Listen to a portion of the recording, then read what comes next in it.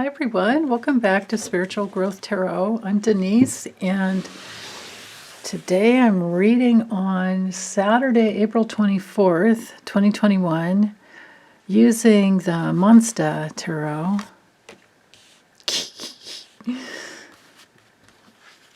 And I'm looking for a spiritual, timeless message that can help our souls grow and also with help for the day. Okay, so we have the Ace of Cups reversed with the, wow, are we on a roll or what? This is the third day in a row we've gotten the King of Wands. Yesterday it was reversed. Day before was straight up. Today it's straight up again. And the Queen of Swords. Cool. Okay. So with the Ace of Cups reversed, we're... some of us might be feeling a little low, might be feeling a little emotionally blocked. And that usually happens because either there's been some bad news, or there's something's been canceled, or there's some pain that's trying to break through. Sometimes it can be numbness. Now, what happens when, let's look at it straight up just so you can see the image on the card. That's really cool. Like all the little lotus flowers, or even little monsters. But when the Ace of Cups is reversed, that can indicate numbness. And if that's the case, there's nothing wrong with that. It's really just the opportunity to...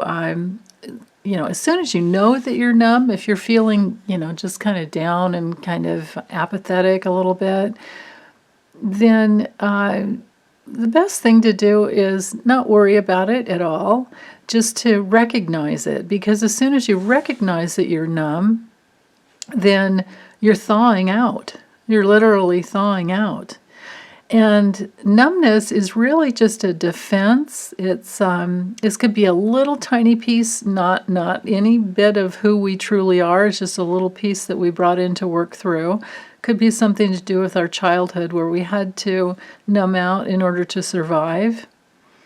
And then once that happens, we kind of go through life with a little bit of like a shroud over our soul in one area of our life. But it does affect everything, though. It definitely does.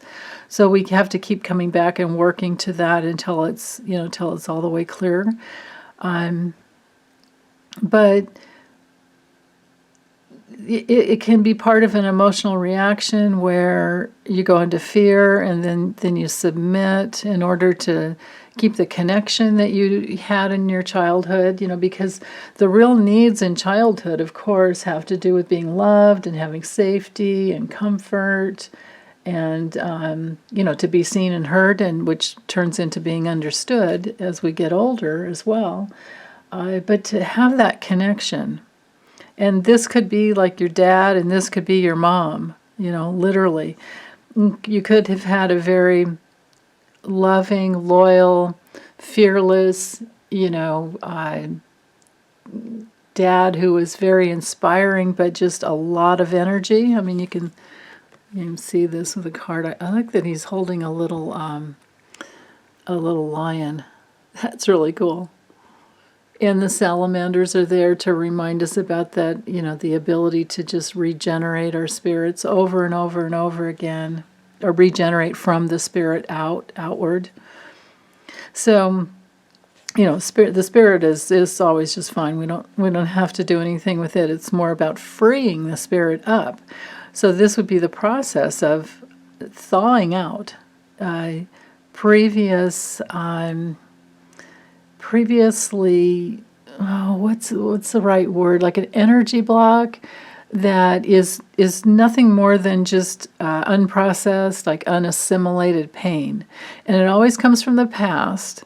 It's old, it's repressed, it hasn't been experienced, and it's just, like tense emotions, and it's, it's on our soul that we need to clear up. So it's also, like a message from our soul that's calling us to look at where we are kind of stuck in duality, and where we're defending against some old pain. And that's That's what we have numbed off to. And as adults, we have to choose to re-experience it to clear it out. But don't worry about it, because in the process of thawing it out and clearing, we have our healthy dad. These are inner aspects. Our healthy dad and our healthy mom. The Queen of Swords doesn't allow us, and I love how with this deck we have the butterfly there, and at the bottom of the sword as well. And it looks to me like butterfly wings. That really brings in, Joanna Nelson did a great job. I'm not sure if she did the art, but she's the creator of the deck. If you like it, it's on Etsy.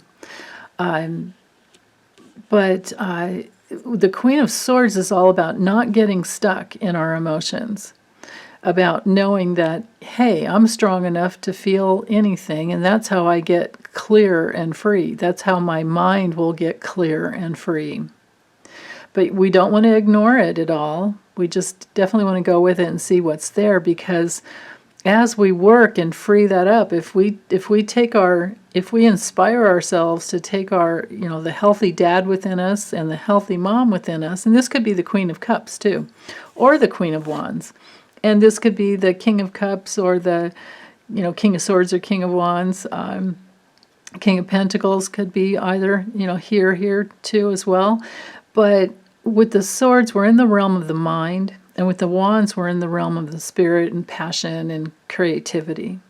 Not that any of them are not creative either. It's just, they're all aspects within us. So when we're going through that process of clearing out the emotional reactions, the demands and the fears, and the places where we go into, withdrawal and reject ourselves, and then we get rejected, and then, because if we reject ourselves, others are going to reject us too. That's just how it works. Or if somebody rejects us, then we'll reject ourselves, and then we might submit, or we might try to overpower and be, in control. So if we're going into aggression or submission or withdrawal, then what happens is we're in an emotional reaction. And when we're in an emotional reaction, we're in the past. So remember that. It's coming from the past. So we can take the healthy observer part of ourselves and just be with it. It's like having your healthy part of your personality, your higher self, that can just be with it. And then from there, we literally can work with our childhood issues. We can open up to the feelings that have been numbed out, and we can let them flow freely. And because that's where our creativity lies, it's in our playful spirit of when we were little. It's very creative.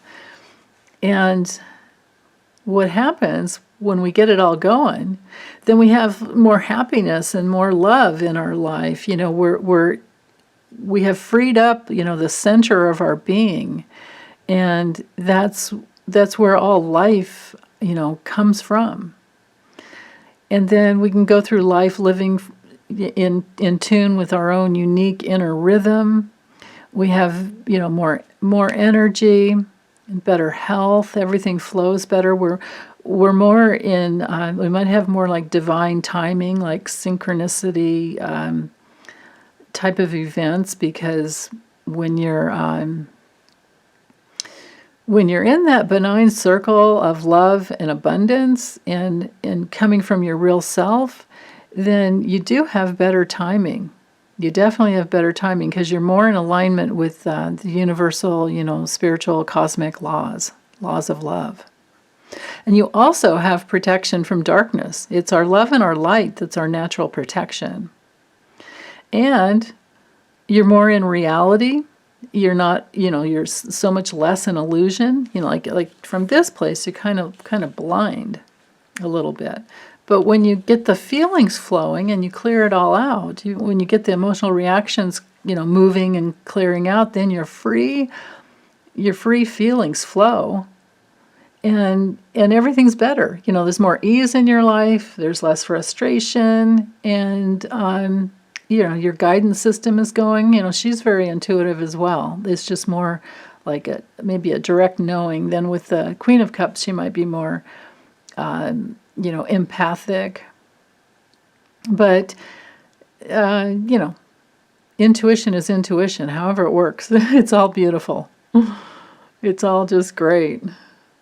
Yeah. So let me let's get these cards are really big. Let me move them out of the way. And I want to use this other deck. It's the, this one here. It's the Quantum Oracle by Sandra Ann Taylor. I really like it, actually. I like both of these new decks that I got. I think I got 3 so far. And then I probably won't get any for another year or 2 because that's just kind of how it works. Usually. You have to wait for the good ones to come out. Okay, so what else do we need to know? What else can help us?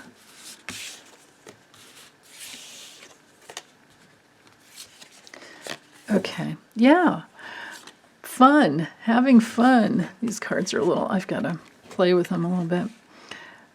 Joyous fun. Well, I don't know if I'd want to go to an amusement park, but kids love it. And this brings in that, where the life force can come through, where you're like a kid again and create, because it's so creative. Absolutely. And then teacher. Okay, so I think this is about opening up to your inner wisdom, your own inner teacher. I think this would be the that higher self aspect that I was thinking of before. Oh yeah, and back and forth. Okay, so this is a card of intention. This one says it's people, and this is the energy. So if we get into the energy of our inner teacher and we go back and forth, that's a really, really good way to work with when we're in those situations where our emotions aren't flowing freely, like when we're in a reversed Ace of Cups issue. That's where we can, when we feel that place where we're numb, we know we're numb, and, you're moving through your day and you're not really feeling much. And then later on, maybe you're feeling like way too much and you're kind of going back and forth. That can happen too. Or you may just have like a few days in a row where you don't feel very alive. You can sit and ask your higher self. That would be asking your inner teacher. This would be like the same as the hermit. Or the Hierophant. Could be both, because the Hierophant can be about spiritual law, but it's the hermit as well. I tend to look at the Hierophant as being more like man-made law, and the hermit being more about spiritual law. I just tend to look at it that way, but I could be wrong. But anyway, you can have lots of fun with your little one teaching you. Let your little one teach you how to have fun and how to go inside and find out find that little piece of numbed out soul substance that needs to be, retrieved. So this could be more like soul retrieval work.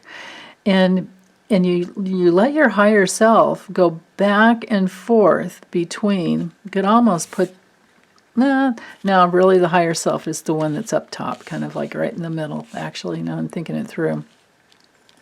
And you go back and forth between your little one and the wounded place that needs to heal. So just remember, it's like back and forth and back and forth. And you can take notes. Like I would always just sit with a big notepad on my lap, or a clipboard with paper on it, and just take notes without even opening my eyes. I would just you can just kind of scribble. You'll get it. You'll see what you wrote. You get better at it too. But let your higher self give you the guidance. You let your little one speak. This is how you do some inner child work, as you let the little one speak, and your higher self listens. Your higher self is like your healthy parents, remember both of the healthy parents. And then go back and forth between the two. And you can even let your higher self teach your little one. You know, like you can teach your little one that you listen and you learn, and you want to know everything that's in there. And then you can cry with her or him. And you just keep going back and forth, like literally back and forth. I love how this is over the ocean to remind us that that's how life is. You know, we go back and forth between healing aspects in our soul and then moving forward. And we keep doing it. I also like to look at it as a spiraling in as well. You know, and you keep going in, you're picking up little pieces. You could look at it as like, you know, pulling weeds out by the root, you know, and you keep doing it. And pretty soon you have a weed-free garden that is just blooming beautifully. But the process is back and forth between your higher self and your little one. I love that. Okay. Well, thanks so much, you guys, for listening. Take good care, and I hope you're having a really good weekend. And I'll be back soon. Okay, bye.